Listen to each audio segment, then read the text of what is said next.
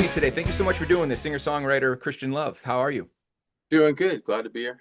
Absolutely. Thank you so much for taking some time and talking with us here. Your song Some Summer is one that we're playing currently on Alt 98.7, and we're happy to have it as part of our playlist. Of course, it's a nice summertime tune, and I want to talk about all of that. But as I mentioned, you have a legendary musical family behind you. And in a lot of my interviews, Christian, I like to kind of start off with an artist and talk about how they got into music. And I think you have quite the story behind you, knowing who your dad is with the Beach Boys, Mike Love, of course, and then obviously, just it's a big family band and the whole thing. So I kind of want to start there, if you don't mind. Share how growing up in that environment kind of influenced your passion for music, how you finally got into that, and then of course becoming a singer-songwriter on your own. So please tell us the story. From which part? From which part? From the very beginning. Let's start off from the beginning. I know Very that you've been beginning. writing songs since you were 10 years old, obviously seeing your dad in action and your uncles and everything else going on. So I can only imagine you were inspired right off the bat. Yeah, the songs I wrote when I was 10 were probably like Goo Goo Gaga or something like that. But little Blue Bonnet and stuff. No, when I really started writing songs was when I was about 19 and I started playing the piano. Back in Santa Barbara, on the property where we lived, it was right on the ocean, and my dad had a grand piano in the what we called the longhouse. Yeah. So I was like, oh, I should start playing that piano because I was listening to some Sting.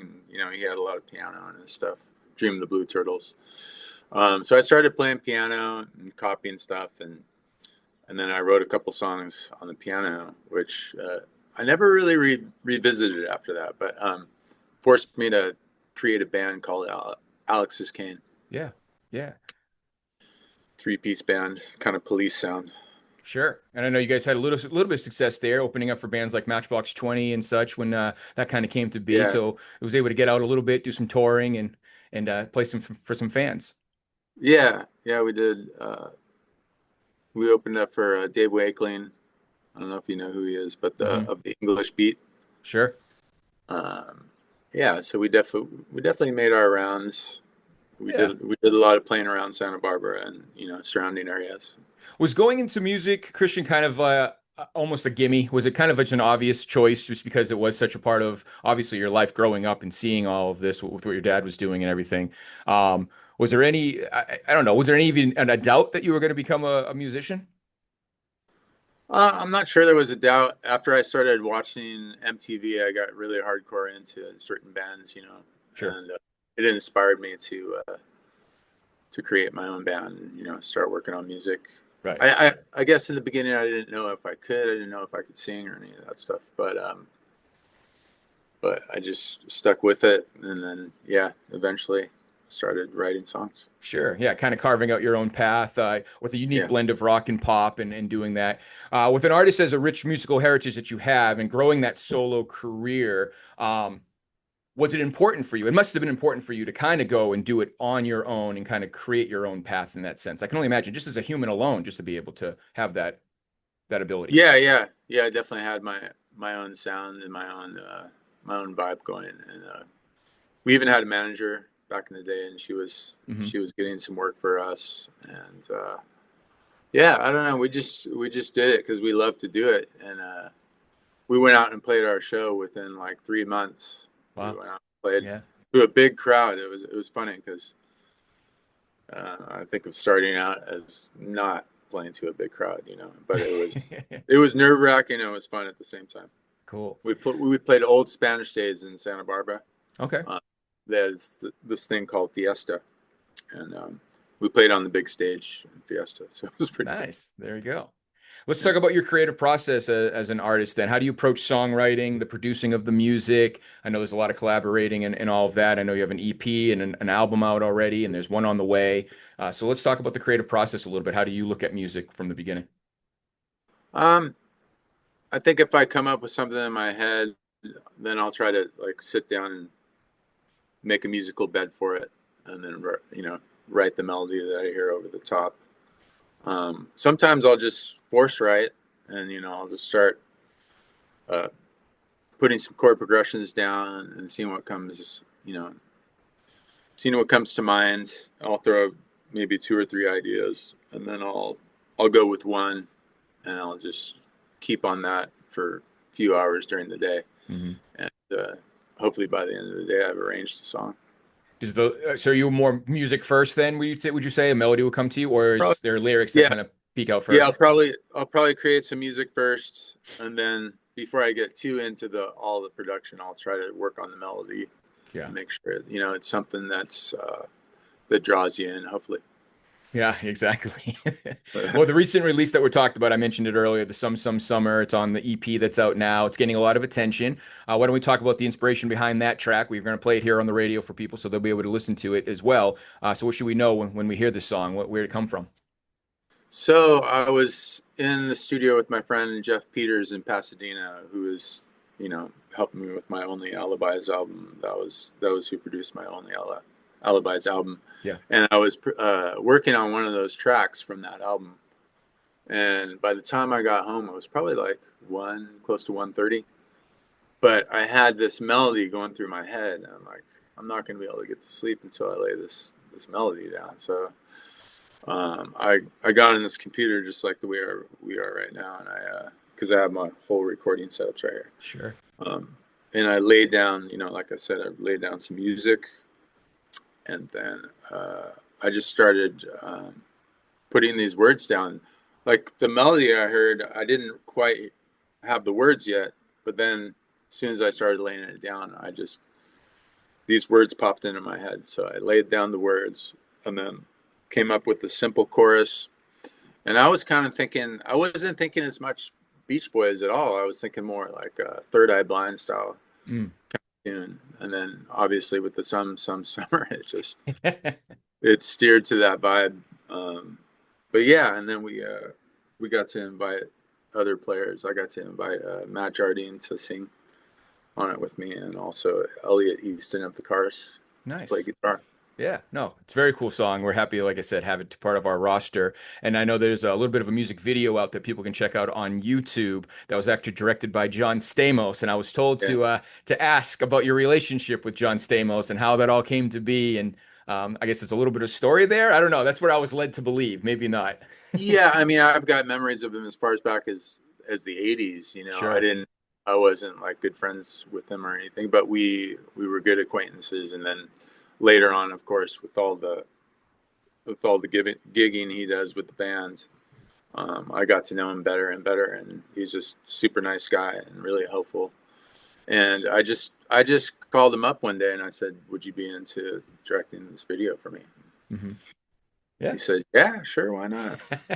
Simple as And that then he sometimes. became obsessed with it, and he was like, he would he would call me up and go, "Oh, I was up till like 3 a.m. last night working on this." I'm like, awesome, that's great. Well, we're gonna post it up on our website too, so people will be able to go and see the video, of course, and get a Yeah, peek at that. And yeah, I think that's awesome that you're able to do that and that he dedicated himself. Obviously, he's a busy man, so it's nice that he yeah, gave some it's time to put pretty. into it.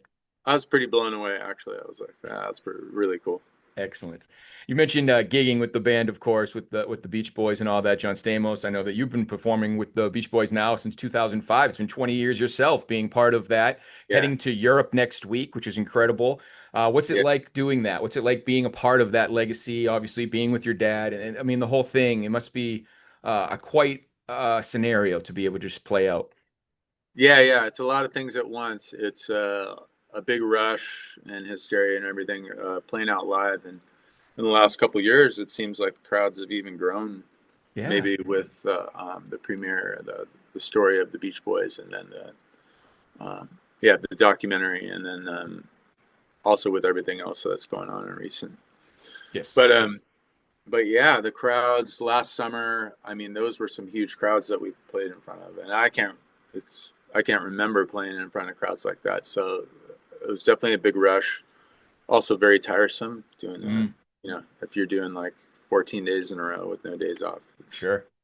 It's challenging and physically demanding. So Is yeah, there so it's a little bit of both. Yeah, no, absolutely. I can only imagine. Is there any favorite experiences or maybe perhaps venues, cities? I mean, obviously you guys are big in California doing what you guys do in California and Yeah. everything else, but are there any like maybe unique stories from the road with not even with the Beach Boys, just with yourself touring? Yeah, I think the most exciting Beach Boys place that I've played was Sao Paulo in Brazil. Wow. I mean, people were screaming and like literally crying. It was like, it just reminded me, and I'm sure the Beach Boys have footage like that too back in the day, of like when the Beatles would play and the girls would cry. Yeah, Beach Boys do have footage like that, but absolutely. it was just kind of like that. It was like pretty wild. And then, of course, Royal Albert Hall in London. It's Okay. a beautiful venue. Yeah, absolutely. Yeah, Absolutely. And I'm sure now you're excited to go to Europe to do it all over again. yeah, yeah. Do I'm a excited little for bit more Europe. touring. That's Yeah, excellent. That's excellent. You also, for our top 40 listeners, since we are on Hits 96 as well, you've co-written a song with The Weeknd, actually, appeared on Dawn FM, wrote with Bruce Johnson called Here We Go Again. I know it might be a little ways away from what you're doing now, but what's that collaboration like? And what's it like to work with different artists and different genres of music that necessarily you wouldn't put out, but it's kind of, I can only assume, kind of interesting to be able to do that and kind of freeing in a way. yeah. It was very cool. I would go to Bruce's place and I Yep. would park my car and get into his car. He's got a nicer car. And then we consistently, maybe once or twice a week, would drive down the Pacific Palisades to hang out with Rex Kudo. Okay. I don't know if you know Rex Kudo, I know but the name. I think I yeah, definitely recognize the name for sure. he produced Post Malone in the early days. He's produced a bunch of people, but he's a really super nice guy. And we just started working, and on this one song, Bruce started laying down like some vocal arrangements. We came up with a harmony pad of about four voices that got looped throughout the song. Hmm. And Rex shot it up to the Weeknd, and he liked the part, so he's like, "Yeah, we'll put it in there." So we get part writers credit for that. There you go. Yeah, a nice little notch in your belt. Why not? Yeah, I think that's pretty yeah. cool. It's outstanding. We worked on a bunch of different things. Yeah, Sure, it sure. I was know cool. looking towards for the future now, you're about to release another full-length album come November, mix of previous release singles, maybe some new originals. Give us some insight on that. What can we expect come November? Yeah, there was simultaneously while I was working on the album Only Alibis, I was chipping away at this project in Goleta with this guy named Tom Flowers. Uh, really good at what he does as far as producing and everything. And we came up with about 6 or 7 songs maybe at the time, which recently I added to that. Um, but we've dropped a couple in the last few months. We've dropped a couple singles off of that, and we'll keep dropping singles until, yeah, we'll probably release the LP in November. And yeah, I'm excited. We got some good tracks on there, and got some good players. Yeah, absolutely. And then you can get out there and then start performing them again too, right? Always Yeah, on the road, always on the road. yeah. So it's September 11. We have a show in at the Coach House down in LA area, Hmm. Cool. San Wow. Juan Capistrano to be Yeah, exact. sure, Yeah, sure, sure. And I think I heard the next single is going to be an original called Even When Your Friends Are Not Around. Is that true? yeah, What should we yep. know about this one when we hear that? This is kind of, I was talking about Third Eye Blind earlier. It was kind of Yeah. in that vein, I guess. And yeah, that's how I got inspired. And I just I threw it down. I came up with a decent melody shape in the verse, and then you know the chorus came right after. So Cool. Well, we're looking forward to that one. Looking forward to the whole album, really. I mean, everything's been great. Some Summer, again, a song that we're playing here on Alt 98.7, and then we'll throw it on Hits 96 too once in a while. Why not? It's a great summertime song. It's perfect timing for it. yeah, yeah, yeah. So no We denying that. we had it in Excellent. this. We had it in the set last summer as well. The Beach Boys set. Yeah, yeah, exactly. Well, I think I saw some comments on the YouTube video that you said, the music video that you guys did. People saying that they really enjoyed watching it live. So, yeah, I mean, Good. of course, what a vibe for that. Excellent. And Well, then Chris, off the Tom Flowers collection, there's a song called "Thrown Out." mhm, Um, I put that at the last song on Only Alibis, and that song will be also released on the new one. on the other album as well. Excellent. Well, we're looking forward to all of that. Thank you for taking some time and chatting music with us. We're here. Good luck in Europe and have some fun. And of course, I know you'll be with your friends and family, and you guys will be knocking it out. What is the main goal of all this, Christian, for you? Final question. When you see your music evolving, and obviously you've gone through some changes with different bands, starting from Alex's Crane, now what you're doing now. What is the ultimate goal for you as an artist when it comes to all this? What's the point, I guess, for you? I think if I could reach people and help people with their lives, there was one girl that said uh, my music helped her through a really tough time, and that to me right there was success. Yeah. I think if I can do that for more people, that will equal success. And at the same time, just being able to tour and play this music would be a good goal for me. Absolutely. Well, And be I able wish to you the afford. best of luck in the future. Congratulations again on all the success. We're looking forward to the new album in November, and I will play some summer and hopefully a bunch of others very, very soon. I appreciate the time. Thank you for talking. All right. Thanks for having me. All right, Christian, thanks.